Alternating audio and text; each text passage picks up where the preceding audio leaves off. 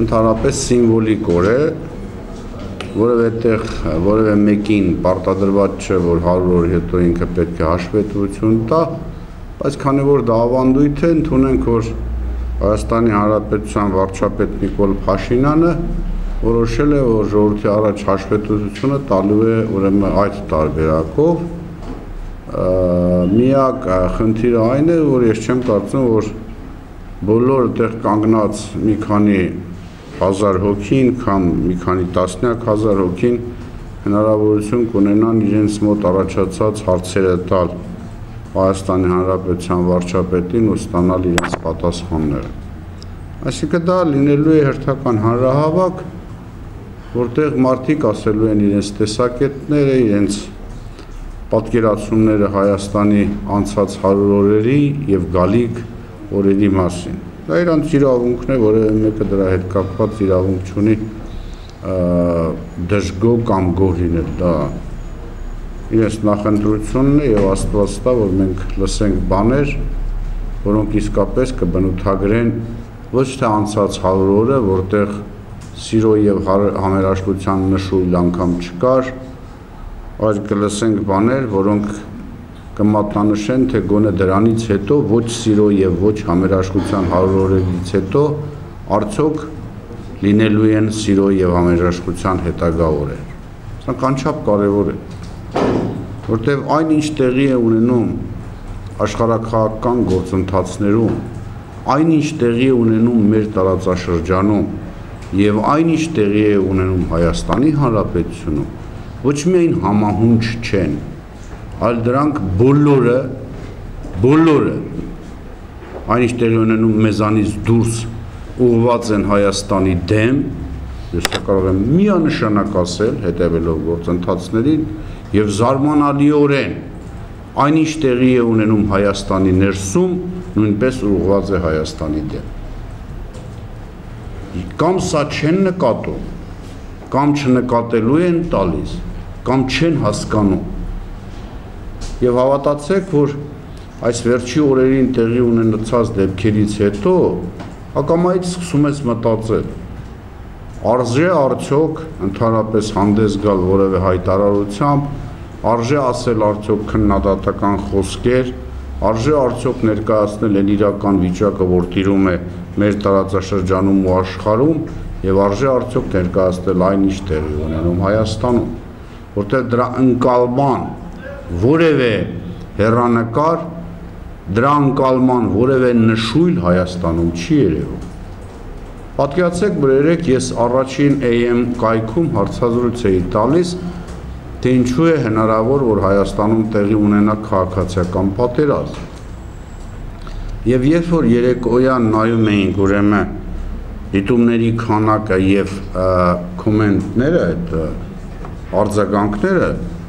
այդ պահի դրությամբ 450 կոմենտ կար։ Ոչ մեկի համար գաղտնիք չի իմ հնարավորությունները, ես հանձնարարեցի ստուգել, թե ովքեր են այդ 450 հոգին, որոնք հայախառն տարբեր բնույթի խոսքեր էին գրել, պարզվեց, որ դրանցից 437-ը գոմիկներ ու լեսբիյանքեր են։ Մի մոռացեք, որ ժամանակին ես զբաղվել եմ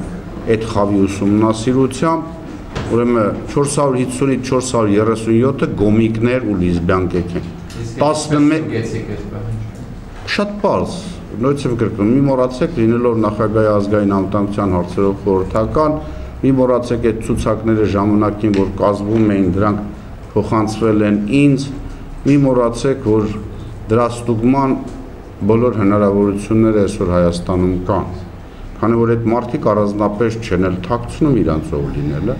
11-ը սուցինորներ ու մամարոզաններ էին, ընդամենը 2-ի ինքնությունը չկարողացանք բացահայտել։ Եվ հետաքրքիր է, որ դրանք բոլորը կոչ էին անում, որ ամսի 17-ին լույս է իջնելու Հանրապետության հրապարակում եւ իրանց բերելու է ազատություն ու խաղաղություն եւ կոչ էին անում բոլոր իրանց նմաններին անպայման մասնակցել ամսի 17-ի հանրահավաքին։ Գիտեք, սա ողբերգական վիճակագրություն է, ցավալի վիճակագրություն է։ Եվ այդ սուցինորներից մեկը, 7 հոգի էլ իրենց ստատուսներում տարբեր կարծիքներ էին գրել։ Հետաքրքիր է, որ այդ սուցինորներից մեկի որդին 3 առաջ օրը գլխավորում էր ինչ-որ մի հատ շարժում։ Ես անուն չեմ տալիս, որպեսզի հետագայում խնդիրներ չառաջանան։ Հայրը հայտնի սուցինոր է, դեռ հին Երևանից մինչև այսօր։ Ուրեմն մեկը, որ ստատուս էր գրել, որտեղ ասել էր, որ շուտով ձեռնաշղթաներ են հագցնելու Իսագուլյանի ձեռքերին, սոցցանցերում համենայն դեպս նրա մասին արդեն մի քանի ամիս է գրում են, որ իր սեփական հարսի հետ տղայի կնոջ հետ ունեցել է սեռական, այսինքն ոտնձգություն բռնաբարել է եւ տղան խոստացել է, որ նույնը անելու է որ նկատմամբ, որպեսզի հերետ ցավը զգա։ Դա սոցցանցերում կա եւ ինքը ոչ մեկին դա էլի անուն չեմ տալիս։ Ու այդ մարդիկ պատկերացնում եք, այսօր ըստ էության տոն են տալիս Հայաստանում։ Ընդամենը 2 օր առաջ մարդիկ իմիջիալոց Քոչարյանի Թիկնազորի պետին հարվածողը, որ շատ կայքերում դա հստակ երևում է, նույնպես գոմիկ է։ Ապտակում է պետական պահպանության, այսինքն մարդ, որը հրամանի տակ է, որը պարոն վարչապետի, պարոն Վանեցյանի եւ Գրիշա Հայրապետովի հրամանով պաշտպանում է Հայաստանի Հանրապետության երկրորդ նախագահի, նրան ապտակում է։ Ես սպասում եի, որ անմիջապես քրեական գործ կառուցի, որտեղ դա երևում է բոլոր կայքերում նկարահանումների ժամանակ։ Ուրեմն այդ մարդը ոչ միայն մինչև այսօր քրեական գործ չի հարուցվել, ես գտնում եմ, որ ես պարոն Վանեցյանին շատ լավ ճանաչում եմ։ Պարոն Փաշինյանի հետ կյանքում առիթներ եղել են շփվելու, բայց չեմ կարող ասել, որ լավ եմ ճանաչում։ Գրիշա Հայրապետովի հետ ուղիղ 10 տարի աշխատել եմ նույն ապարատում։ Ես գոնե ով մտածում էի, որ Գրիշա Հայրապետովը մարդ, որի սկզբունքայնությանը ես չեմ կասկածում, չէր հանդուրժելու, որ իր աշխատակցին, որը իր հրամանով եւ օրենքով պաշտպանում է Հայաստանի Հանրապետության երկրորդ նախագահին, հանցագործ է նա, մարդասպան է նա, լավն է, վատն է, բայց դա իր ծառայությունն է կատարում։ Այդ մարդուն ապտակողը, ընդ որում գոմիկ, չգիտեմ, դրանց ոնց է, սեռական փոքրամասնություն են ասում այդ գոմիկներին։ Նույնասեռական, կարող ինքը նույնասեռական էլ չի, չգիտեմ։ Գոմիկը հասարակության մեջ տարածված է, ապտակել է եւ մինչեւ այսօր կալանավորված չի։ Մարդ, որի մոտ զենք կար, որը օրենքով իրավունք ուներ ինքնապաշտպանության։ Հաջորդ օրը այդ նույն գոմիկները հարձակվել են ոստիկանության վրա եւ ըստ էության մարմնական վնասվածքներ են հասցրել նաեւ ոստիկանությանը։ Պարոն Օսիպյան, հավատացեք, ես չեմ հասկանա ձեզ, որտեվ գոմիկները 1 օր առաջ ծեծում են ազգային անվտանգության ծառայության աշխատակցին, հաջորդ օրը ոստիկանության աշխատակցին։ Ովքեր են ղեկավարում Հայաստանը։ Ես ուզում եմ սա հարցադրումն անել եւ ակնկալում եմ, որ վաղը պարոն Փաշինյանից կստանամ պատասխանը։ Առաջին, երկրորդ, Հայաստանը մոնոէթնիկ պետություն բաժանել չկարողացան կրոնական ֆոնի վրա բաժանել։ Հիշեք 1700 տարի հայոց վեհարան չեր մտե ոչ Չինգիզ խանը, ոչ Լենգ Թեմուրը, ոչ էլ Օսման թուրքերը, մտան ինչ-որ մարդիկ, 1 ամիս գրաված պահեցին։ Այդ մարդկանց նկատմամբ ոչինչ տեղի չունեցավ։ Հավատացեք, եթե դուք մի հատ Յովայի վկայի տարածքով անցնեք ու թեք նայեք, վստահ եմ վարչապետը կառավարությամբ ազգային անվտանգության ծառայությունը իր աշխատակիցներով իրավապահ մարմինները այդ թեք նայողի դժվար թե թողնեն, որ ինքը հանգիստ հետո ապրի Հայաստանում, հայոց վեհարանը գրավել է, գրավողներից եւ ոչ մեկը չի պատժվել, իսկ երկուսը ստացել են բարձր պաշտոններ։ Սա մտահոգիչ է։ Երբ որ չկարողացան տրոհել կրոնական առումով, որտեղ մոնոէթնիկ պետության մեջ քաղաքացիական պատերազմ հրահարելը շատ դժվար է, սկսեցին Հայաստանը բաժանել հեղափոխականների ու հակահեղափոխականների։ Ինձ համար անհասկանալի է։ Ես ուզում եմ վաղը լսել Նիկոլ Փաշինյանը ում վարչապետն է Հայաստանի Հանրապետությունը։ Հեղափոխականների, հակահեղափոխականների, հանցագործների, որոնց իմիջիալոց նույնպես սահմանադրական իրավունքներ ունեն, թե միայն հեղափոխականների։ Եթե տենց է, ես ինձ հայտարարում եմ Հայաստանում հակահեղափոխական եւ ուզում եմ հասկանալ, եթե պարոն Փաշինյանը իմ վարչապետը չի, ապա ես ստիպված եմ ինձ համար վարչապետ որոնել։ Շատ կարևոր հարցադրում է, որտեղ մենք Հայաստանը տանում ենք քաղաքացիական պատերազմի, որից հետո չեմ բացառում, հիշեք այսօր ինչ հարաբերություններ է ձևավորվում Ռուսաստան-Թուրքիա, Ռուսաստան-Ադրբեջան, Պարսկաստան-Թուրքիա, Պարսկաստան-Ադրբեջան հարաբերությունները, թվում է, թե մեր հյուսային ու հարավային ստրատեգիական գործընկերները ճակատագրի ու պատմության բերումով պետք է մեր կողքին կանգնած լինեն, բայց ամեն ինչ արվում է, որ դրանք մեր կողքից ուրեմն հեռանան եւ այսօր դառնան Ադրբեջանի։ Ու պատկերացրեք, թե այդ քաղաքացիական պատերազմի ժամանակ, երբ որ Ադրբեջանը հարձակում սկսի ինչ է տեղի ունենալու։ Ուղղակի մենք հանձնելու ենք Արցախը, մեղքը գցելու են հակահեղափոխականների վրա ու փորձելու են պատժել։ Ում ծրագիրն է սա։ Բաց հասարակություն են ասում, չգիտեմ ինչ հասարակություն են ասում, Սորոսի կողմից այսօր փողեր են ստանում։ Ազգային անվտանգության ծառայության տնօրեն պարոն Վանեցյան։ Ես ձեզ պարզորոշ ասում եմ, Սորոսը դա բիզնեսմեն է։ Երբեք փող որևէ տեղ հենց այնց չի տալիս։ Եթե տալիս եմ $1, առնվազն պետք է աշխատի $10։ Ես վստահ եմ, որ այն փողերը, որ իր միջոցով գալիս են Հայաստան տարբեր դրամաշնորհների տեսքով, դրանք ադրբեջանական ու թուրքական փողեր են, որոնք իր անվամբ գալիս են Հայաստան։ Խնդրում եմ ուսումնասիրել բոլոր դրամաշնորհ ստացող կազմակերպություններին, պարզել որտեղից են գալիս այդ փողերը եւ ինչ նպատակով։ Ես երբեք սենց ծանր,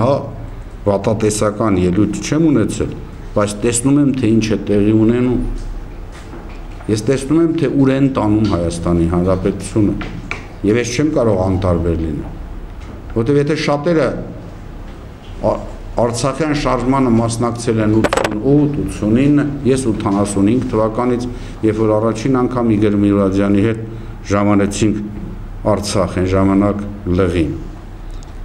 Շատ կարևոր է այս ամեն հարցերի պատասխանները ստանալ, որտեղ մենք շատ վտանգավոր խնդիրների շեմին ենք կանգնելու եւ այդ շատ վտանգավոր խնդիրները կարող է Հայաստանի Հանրապետության ու հայ ժողովրդի համար շատ ծանր նստել։ Մի տրոհեք Հայաստան, մի բաժանեք հեղափոխականների ու հակահեղափոխականների, մի արամարեք նրանց ում տեսակետները չեն համընկնում ձեր տեսակետների հետ, իսկ նրանց ում համընկնում է հավատացեք դրանք ոչ հայրենիք ունեն, ոչ էլ որևէ սկզբում, որտեղ երեկվա պանիր վաճառող արտակարգ ու լիազոր դեսպանը, որին գործից հեռացրել են պանիր վաճառելու համար,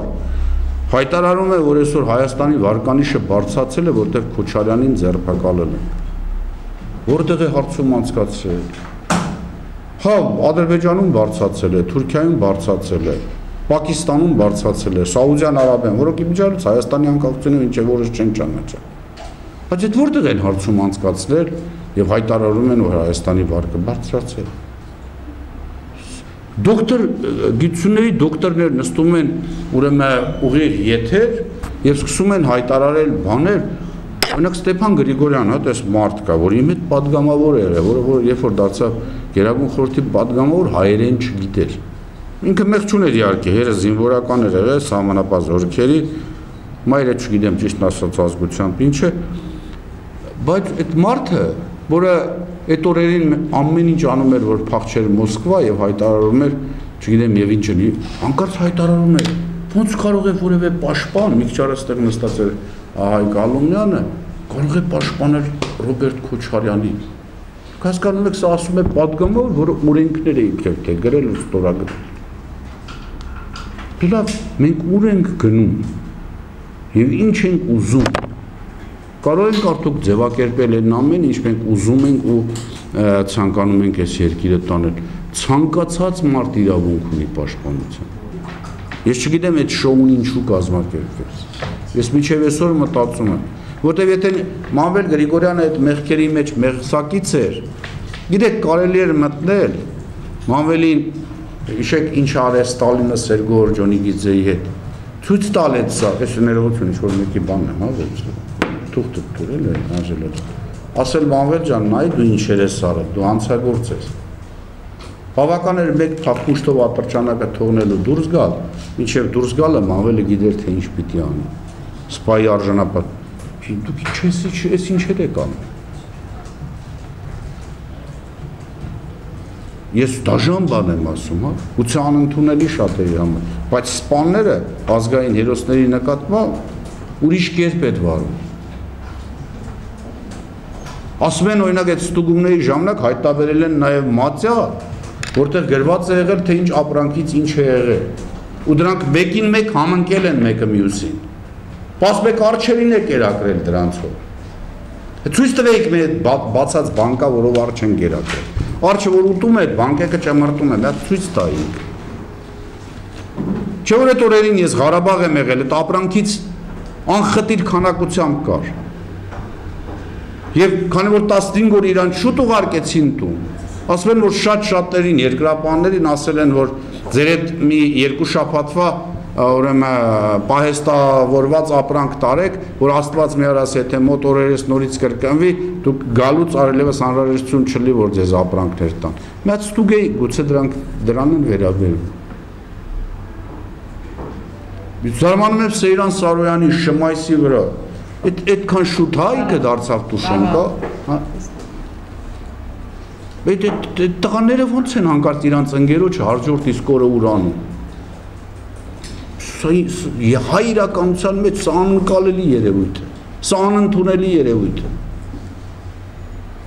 Հա օրինավոր ներխուժել են տունդ, բան չեն արել, քեզ երեխեքդ էլ չեն վախեցել, բայց դա չի նշանակում ընկերոջդ պետք է ուրանաս։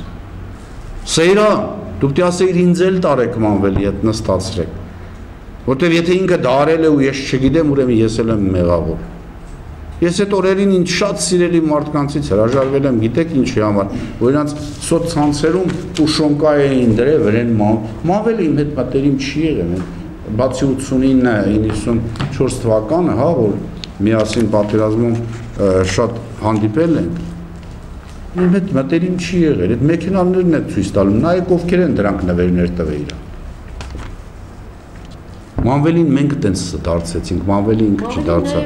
Հանրապետական կուսակցությունը, պատգամավորները, ներողություն ասեմ։ Լևոն Տեր-Պետրոսյանը։ Դրա մասին չեմ ասում, երբ որ մեղադրանք էին հնչեցնում, հանրապետական մի պատգամավոր ոչ մի խոսք չպաշտպանեց, չասեց։ Այդ իրանց գործն է պաշտպանել են, թե չէ, դա ինձ առանձնապես չի էլ հետաքրքրում։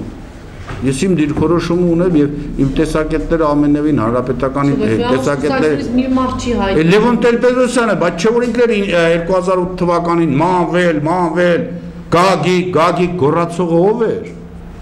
Թող պաշտպանեի։ Ես երկու անգամ ինքը դե ամեն տարի ծնունդ էր անում, որտեղ այդ ժամանակ բոլոր իրան $100,000 պակաս նվերներ չէին բերում։ Ես դե գնում եի Մանվելը։ Իսկ ես գնում եի առանց նվերի, մի երկու անգամ մասնակցել եմ, տեսել եմ ովքեր են եղել ինչ նվերներ են։ Դուք եք Մանվելին փչացրել։ Հիմա էլ դրել եք Սարբուլյանքը հրապարակեք այդ նվերների ցանկը։ Ես որ չէի նստել իրան նվերները հրապարակել, մեքենաների մեծ մասը նվերներ են։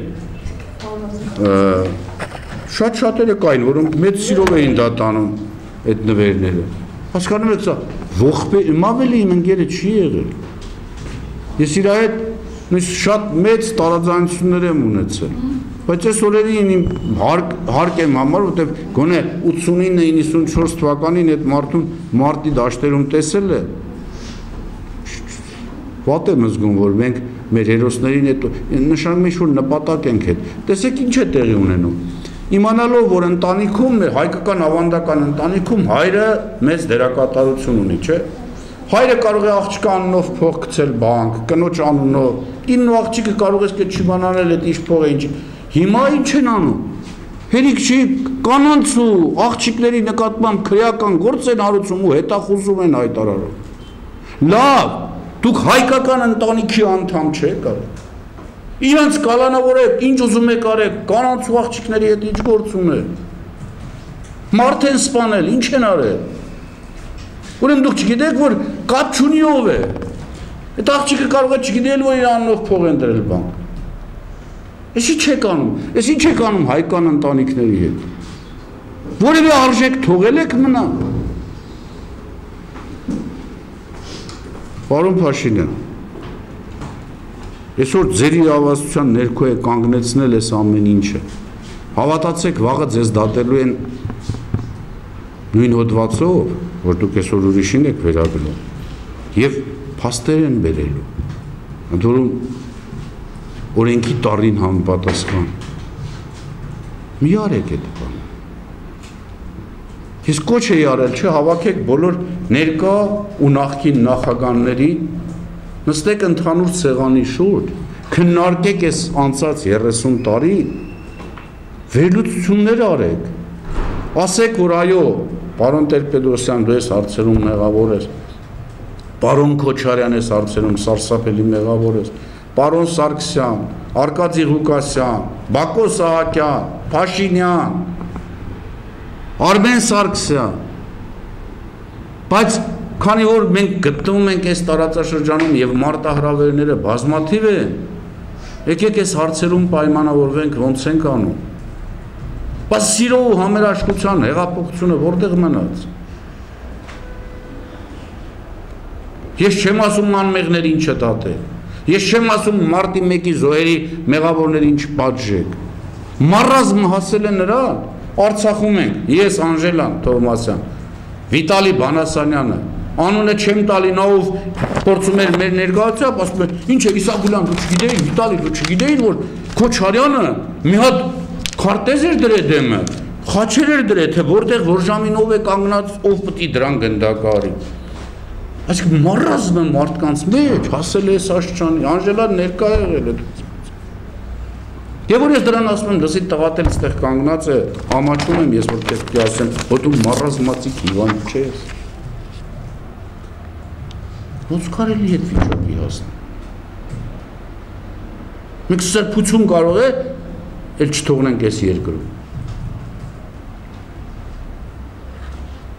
Մենք որոշել ենք, որ գալիք ընտրություններում ազգային ժողովում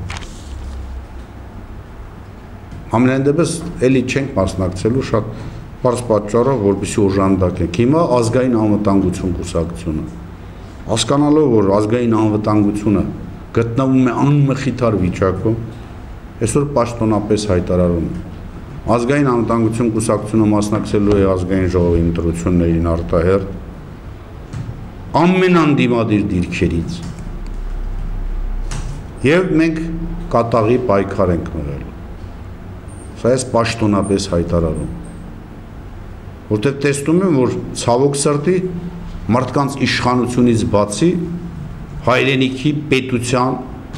ու ազգի ճակատագիր բացարձակ չի հետաքրքրում։ Քնելուց մենակ իշխանություն են տեսնում ու աթոռ, սիրո ու համերաշխության փոխարեն թույն ու ատելություն են տարածում մեկը մյուսի նկատմամբ։ Ինչ վիճակ է։ Վաղ գալու են շրջափակ են ստեղ, ասեն օրինակ Իսագուլյանն իրանք ունի մամլո ասուլիստա, թե չէ։ Այդ նույն չինական բառն էս վտանգավոր բառ է, որտեղ եթե մի հատ տար սխալ արտասանեմ, ուրիշ բան կստացվի, խուն վեյ բիններ կային, տենց խմբավորումներ, որոնք ասում էին են, ինչ որ ասում է Դավիթ Պետրոսյան։ Քանի որ պետական պաշտոնյաները, այդ թվում վարչապետ Նիկոլ Փաշինյանը, խիստ զբաղված են այլ խնդիրներով, մեր վրա է դրված որոշ ֆունկցիաներ, որ մենք պիտի կատարենք։ Այդտենց ասում էին այդ խունվեյբինները, կները կարող է սխալ արտասանցի, մեղա, այդ մասը, խուն, ու մեկ էլ իտալական այդ ֆաշիստական խմբերը, վերցրեք լոզունգները նայեք, մեկին մեկ համընկնում է Դավիթ Պետրոսյանի ասածների հետ։ Այսինքն ինչ որ մարդիկ որոշում են, ով ինչ իրավունք ունի։ Սահմանադրությամբ իմ իրավունքը բայց վաղը կարող է հանրահավաք լինել եւ 50-100,000 մարդ հավաքի, ասեն ինչ որ մարդիկ չեն, այսքան մարդ։ Ինչա։ Վաղը կարող է հանրահավաքին։ Ընկերներ, մի ստիպեք ինձ հիշել ավետարանը, Քրիստոսն ու Բառաբան կանգնած էին, եւ այդ հասարակությունը որոշեց Քրիստոսին խաչը ուղարկել, Բառաբային ազատություն տալ։ Հասկանում եք ինչ եք ասում։ Առաջի ժողովրդական որոշումն է եղել դա, որ ժողովուրդն է որոշե հրապարակում թե ով ինչ պիտի անի։ Դրա համար ընտրություններ կա, 100,000-ը դա մեծամասնությունը չի։ Սոկրատեսին էլ են դատել։ Չգիտեմ Սոկրատեսին ոնց են դատել, չէ՞, հետաքրքրում։ Բայց ինչ չեք ասում, ասում են 120,000, Հայաստանում այդքան գոմիկ ու աղանդավոր կրկնակի կա։ Ես ինչ իմանամ ովքեր են գալիս այդտեղ։ Իրենք Հայաստանի քաղաքացիներ չեն, սահմանադրական իրավունքներ չունեն։ Ունեն, պաշտպանեք իրանց իրավունքների հետ, բայց ոստիկանն ու ազգային անվտանգության ծառայության աշխատակիցը չունեն։ Քոչարյան Ռոբերտը չուներ, լրատվամիջոցները չունեին, որ գնային լրատվություն տային։ Ես չունեի, որ այդ լրատվությունը պիտի լսեի։ Այդ չհասկացա գոմիկների իրավունքները, ուրեմն սահմանադրական պիտի պաշտպանվեն, ես որ գոմիկ չեմ իմը, ոչ։ Ինչ եք ասում։ Ունեն, թող գնան իրար սիրեն, տապից ես մորերյադը, հայտնի ֆիլմում որ ասում են։ Վայ մայր։ Ընտրություններին արտահայտ ընտրություններին հնարավոր է որ համագործակցեք։ Ոչ, ոչ։ Ում հետ։ Ոչ, ազգային անվտանգության կուսակցությունը առանձին մասնակցելու։ Հիմա ասում են, հենց գոմիկների մասին է վրազ ասում եք իրավունքներ, ունեն ախպեջան, իրար ինչ ուզում են անեն, մեզ չանեն, արա։